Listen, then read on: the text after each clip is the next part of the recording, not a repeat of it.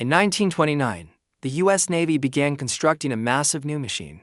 When completed, it would stretch the length of 3 city blocks. Inside its colossal hull, up to 100 men could live thousands of feet above the ground for up to a week at a time. This would be the world's first flying aircraft carrier, equipped with machine guns and multiple fighter planes. It was the vision of one of the greatest minds in naval aviation. The United States had even planned a fleet of these airships to prepare for a war on the horizon. The airship, far from a fragile target, was designed for reconnaissance and defense. By the early 20th century, Japan had emerged as a rising global power. Within a few decades, the island nation transformed into an empire, aggressively seizing resources from its neighbors. By 1921, Japan allocated more than a third of its national budget to building one of the most powerful navies the world had ever seen. Conflict with the United States was inevitable. A formidable Japanese fleet could cross the Pacific undetected, striking Hawaii, the West Coast, or the Panama Canal, but the U.S. Navy, already stretched across the oceans, lacked sufficient ships to detect threats. Scout cruisers were slow, scarce, and expensive, while aircraft lacked the range to patrol vast stretches of ocean. It was in this moment of vulnerability that Admiral William A. Moffett, chief of the U.S. Bureau of Aeronautics, proposed a radical solution: the rigid airship, capable of scouting 4 times faster than any ship and flying 10 times farther than any plane. It could remain airborne for up to a week. Under Moffett's direction, experiments with rigid airships began in 1923. The USS Los Angeles served as a flying laboratory, testing techniques for launching aircraft and mooring at sea. But airships were a radical shift for a Navy just starting to embrace conventional aircraft. Sailors had to learn to operate, navigate, and fight in 3 dimensions. In October 1929, construction started on 2 enormous airships. Thousands of engineers and skilled workers contributed to these floating fortresses, designed to remain airborne for up to a week. Nearly 100 men would operate the airship like a conventional ship from the control room. The commander coordinated operations, while observation posts watched for enemy activity. Intelligence officers monitored communications, and engineers managed the engines, lifting gas and ballast. At nearly 240 meters long, the airships dwarfed any scout cruiser. Off-duty crew could relax in the mess hall or their quarters, maintaining a practical on-board routine. When an enemy fleet appeared, pilots raced to their fighters as hangar crews readied the Sparrowhawks. Machine gunners took positions throughout the airship, ready to defend it. The airship could reach a top speed of 140 kilometers per hour, while damage control teams stood ready, relying on helium cells and reinforced frameworks to withstand stress. By August 8, 1931, the USS Akron made its public debut at the Goodyear Air Dock, drawing thousands of spectators. Its sister ship, the USS Macon, was already under construction, and Moffett envisioned a dozen more. Skeptics warned that airships were too fragile for military use, but defended by guns and carrying fighter aircraft, the Akron and Macon were resilient. Rigid airships weren't pressurized, so minor punctures weren't catastrophic. A decade earlier, a British airship survived 6 hours of severe damage, proving the concept. Over the following months, the Akron's crew trained extensively, mastering the enormous airship. While their maneuvers appeared effortless on camera, operating the Akron was far from simple. On February 22, 1932, a demonstration flight for U.S. Congressman Winter I. A sudden gust of wind struck the airship and its tail hit the ground, causing serious damage. Several congressmen vowed never to board again, tarnishing the Akron's fragile reputation. 2 months later, another incident occurred. Lifting gas overheated in the sun, creating excessive buoyancy.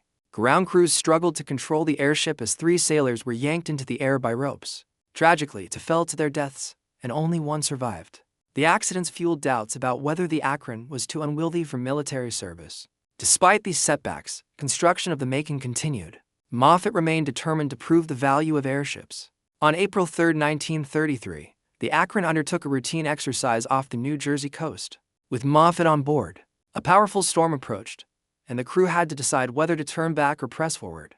The airship held steady through worsening turbulence, but as the night progressed, it was engulfed by one of the most violent storm fronts to hit the North Atlantic in nearly a decade. The Akron was forced down by strong downdrafts, tail first, into the ocean. Only 3 crew members survived, and Admiral Moffett perished. Investigators determined the disaster was caused by poor decision-making and reliance on faulty altitude readings in the low-pressure storm. The Akron, considered the Navy's sturdiest airship, had been brought down by nature. When the Macon took flight just 2 weeks later, the Navy's airship program already faced more skepticism than support. In July 1934, Captain Herbert Victor Wiley assumed command of the Macon.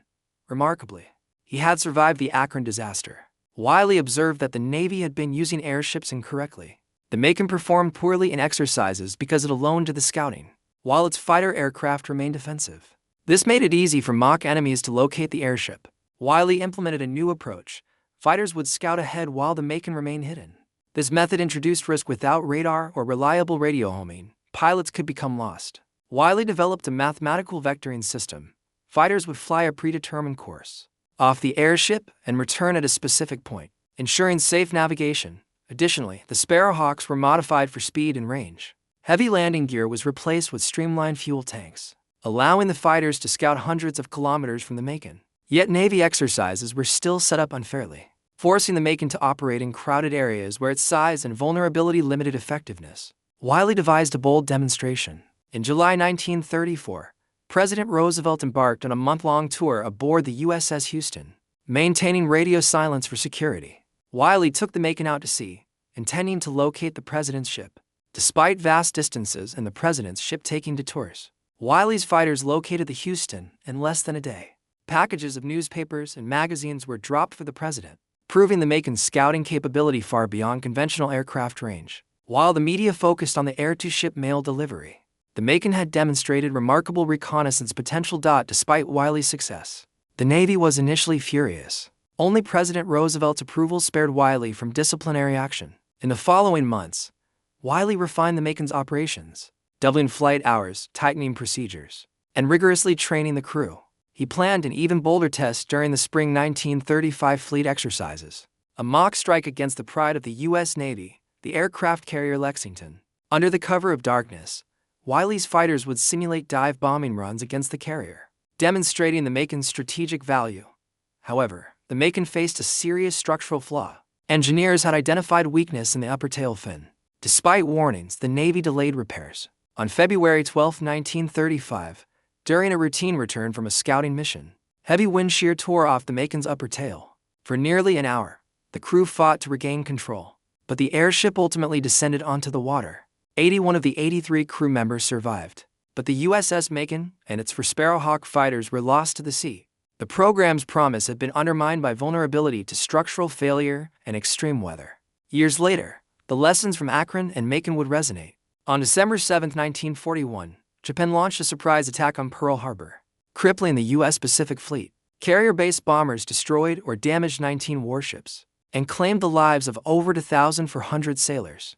A fleet of airships like those Moffett envisioned could have provided early warning of the Japanese approach, potentially altering the course of the attack. However, by the mid-1930s, airships had reached practical limits.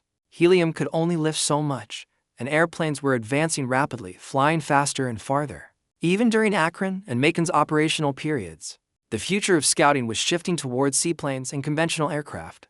The massive size, fragility, and susceptibility to storms rendered rigid airships ultimately impractical for decades. The U.S. maintained air superiority, but in April 1966, during the Vietnam War, American pilots faced a new challenge: the MiG-21, a highly agile Soviet fighter capable of Mach 2 and armed with infrared missiles. Its hit-and-run tactics created psychological and tactical challenges for U.S. pilots. Amid this threat, Colonel Robin Olds devised a daring strategy to lure the MiGs into a trap.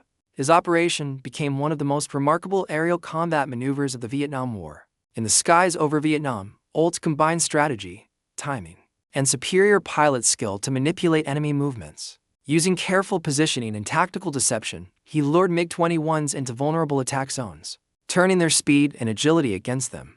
The operation was a masterclass in aerial combat, showcasing ingenuity and bravery under extreme pressure. While the Macon and Akron had demonstrated the potential of airships decades earlier, it was the lessons of planning, adaptability, and strategic foresight that carried over to future military operations. Modern air and naval forces relied on intelligence, reconnaissance, and innovation principles evident in both Wiley's airship maneuvers and Olds' aerial tactics. The story of the Akron and Macon highlights a period of bold experimentation in U.S. naval aviation. These massive flying aircraft carriers, though ultimately vulnerable to weather and structural weaknesses, represented visionary thinking.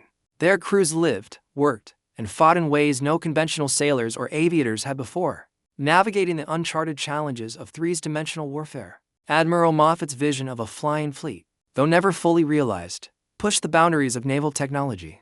His designs laid the groundwork for later reconnaissance strategies, emphasizing speed, range, and the element of surprise. The courage of crews aboard Akron and Macon, as well as the ingenuity of leaders like Wiley, demonstrated that human skill and planning could temporarily overcome the limitations of even the largest and most fragile machines. In the end, the U.S. rigid airship program may have been short-lived, but its legacy endured.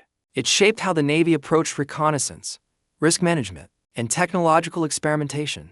From the tragic loss of the Akron to Wiley's triumphs with the Macon, the era of flying aircraft carriers remains a testament to ambition, innovation, and the relentless pursuit of mastering the skies. These experiments underscored a vital lesson in military technology. Bold ideas carry immense risk, but they also inspire breakthroughs that redefine strategy and capability. The Navy learned that while massive airships could scout and defend, the future would rely on faster, more resilient aircraft to dominate the open seas and skies. I truly hope you enjoyed this video. Please consider subscribing for more content, and I'll see you in the next one.